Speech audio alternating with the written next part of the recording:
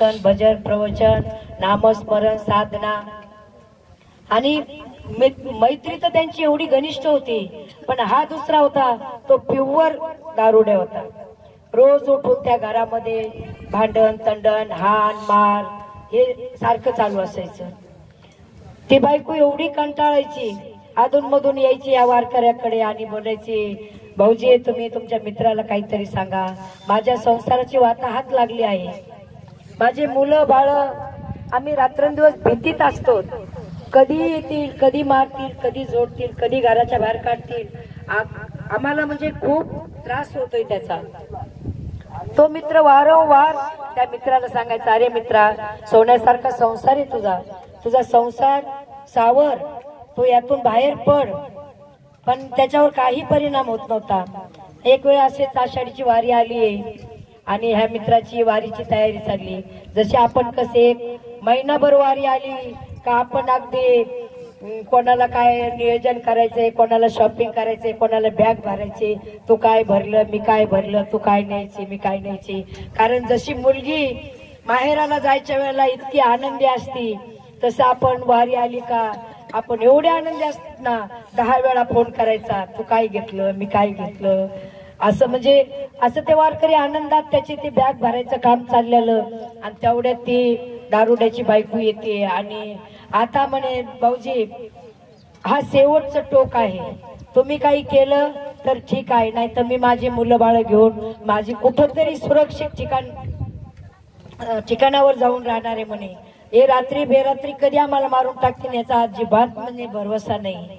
तो मुलगा म्हटला, वहिनी मला एकदा वारीहून जाऊन येऊ द्या, माझी आता वेगळी मानसिकता तयार झालेली आहे, मनस्थिती माझी वेगळी आहे, आता माझा वेळ तुम्ही वायाला घालू नका। ती म्हणली, माऊजी तुमचा वेळ वायाला नाही घालायचा तर मग तुम्हाला परत येऊपर्यंत आमचं काय होईल सांगता येत नाही।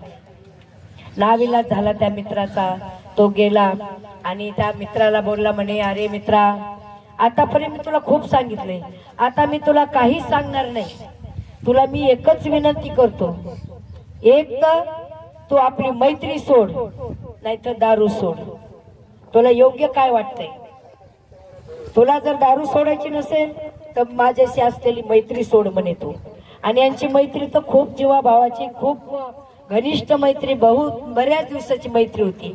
हा इतका कोड्यात पडला का याच मित्रामुळे मी आतापर्यंत काही कळणं थोडाफार मानपान आहे। कसं आहे, चांगल्याच्या संगतीत राहिलं ना, थोडे वाईट गुण असले तरी झाकले जातात त्याच्यामध्ये।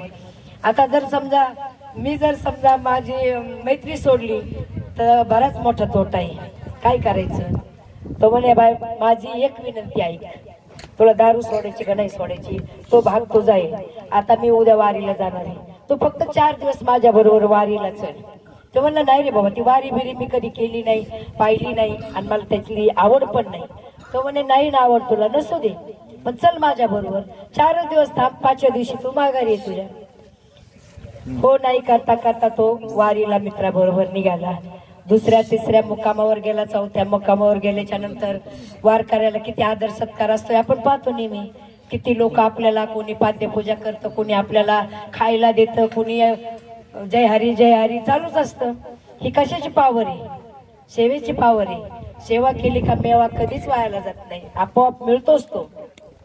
या न्यायाने या 2 वारकऱ्याला एका गृहस्थांनी आपल्या घरी नेलं का, चला तुमचे पाय आमच्या घराला लागू द्या। यांच्या पायाला सगळे माऊलीच्या धूळ लागलेली असते ना, घरी नेलं आणि त्यांनी असं आरतीचं ताट तयार केलेलं, हार फुलं झगमगाट त्या आरतीचा होता। आणि पहिली ती ताट घेऊन ती घरची महिला या दारुड्याच्या समोर आली। दारुड्याच्या समोर आली, तो दारुड्याला एवढा अपमान वाटत होता, त्याला इतकं लाजिरवाणं झालं। तो म्हणायचा, माऊली माझी नाही, मी खूप वाईट माणूस आहे, माझी पूजा करू नका, मी त्या लायकीचा नाही। तो एवढा त्या पूजेपासून लांब जात होता, पण ती माऊली, नाही महाराज बसा बसा, नाही महाराज बसा बसा। आणि त्या माऊलीने या वारकरीच म्हणूया आपण, त्या वारकऱ्याची पाद्यपूजा केली, यथासांग पूजा केली, हार फुलं तुरे आरती उतारली। ते आरती उतरेपर्यंत याच्या मनामध्ये एवढं परिवर्तन झालं, अरे म्हणे 4च दिवस मी याच्या संगतीत वारीला आलोय, तर माझी पाद्यपूजा होती, माझ्या गळ्यात हार पडतोय आणि मला माऊली माऊली म्हटल्या जाते। त्याच क्षणाला त्या दारुड्याने त्या मित्राला सांगितलं, तूच आज माझा गुरु, तूच माझा देव, तूच माझं विश्व, तूच माझं सर्वस्व। आणि त्याच्याकडून त्याने माळ घातली। पूर्ण वारी अखंड त्याने पार पाडली। कशाचा परिणाम आहे हा? संत संगतीचा। संत संगतीने ना किती वाया गेल्यात। आपल्याला हे वारीचं प्रवचन आपल्याला जास्त लांबायचं नाही, पण संतांच्या संगतीत गेल्याच्या नंतर काय होत नाही। आपण कधी रेड्याच्या पाया पडलो असतो का? तो रेडा माऊलीच्या संगतीत आला नसता तर? संतांच्या संगतीमध्ये पालखीला बैल जुंपलेले येतं, काय आपण त्या बैलाकडे पाहून आपल्या मनामध्ये काय भाव निर्माण होतोय?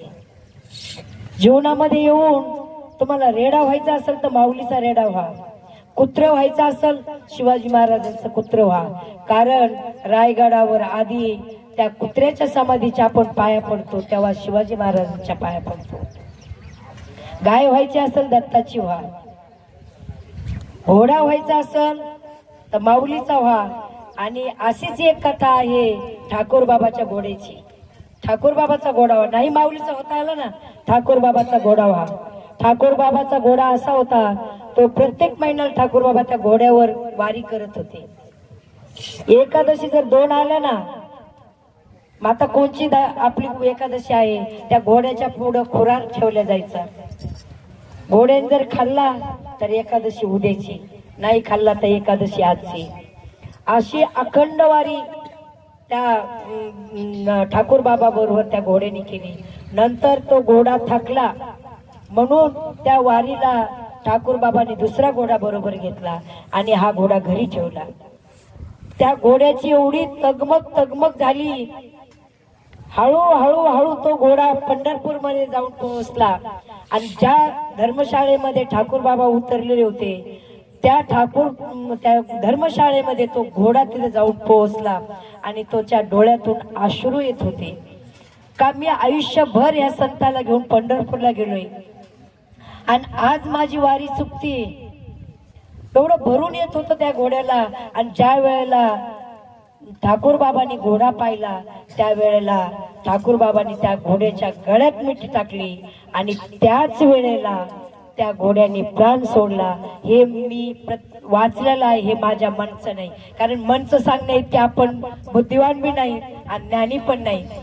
त्या घोड्यानी ठाकूर बाबांनी मिठी मारल्याबरोबर तिथं प्राण सोडलेले पंढरपूर मध्ये, आणि त्या ठाकूर बाबाच्या घोड्याची समाधी पंढरपूर मध्ये आहे। कशाचा परिणाम आहे? संतांच्या संगतीत राहिलाय घोडा, म्हणून त्याची समाधी आज पंढरपूर मध्ये बांधली जाते। म्हणून आपण पण संतांच्या संगतीतच राहायचं, ग्रंथाच्या सानिध्यात राहायचं। असं जर केलं तर आपलं जीवन सफल झाल्याशिवाय राहणार नाही। आपण नेहमी म्हणतो ज्ञानाचा सागर सखा माझा ज्ञानेश्वर, ज्ञानियाचा राजा गुरु महाराज। ही पदवी माऊलीला कोणी दिली असेल? तुम्ही आम्ही दिली का? नाही। एक वेळेला काशीमध्ये असे खूप ज्ञानी पंडिताची दशग्रंथी पंडितांची सभा भरली होती। प्रत्येक जणाला वाटायचं मीच जास्त ज्ञानी आहे, मीच जास्त ज्ञानी। तो म्हणत नाही मीच जास्त ज्ञानी आहे। आता हा प्रश्न सोडवायचा कुणी? कोण ज्ञानी आहे जास्त? त्यावेळेला एका हुशार माणसाने सांगितलं का म्हणे आता मी म्हणन मी ज्ञानी, तो म्हणन तो ज्ञानी आहे, आता हा प्रश्न इथंच थांबवा म्हणे। आपण काय करू म्हणे, हत्तीच्या सोंडेमध्ये माळ टाकूया आणि हत्ती ज्याच्या गळ्यात माळ घाली तो खरा ज्ञानी। ठीक आहे म्हणे। हत्तीच्या सोंडेमध्ये हार टाकला आणि पूर्ण काशीमध्ये तो हत्ती फिरत होता। फिरत तो हत्ती घाटावर आला आणि त्याच वेळेला हे तीर्थावळीला गेलेले संत त्या घाटावर बसलेले होते। त्यामध्ये माऊली असते, नामदेव महाराज असते, कबीरदास असते, अनेक संत मांदी त्या घाटावर बसलेले होते।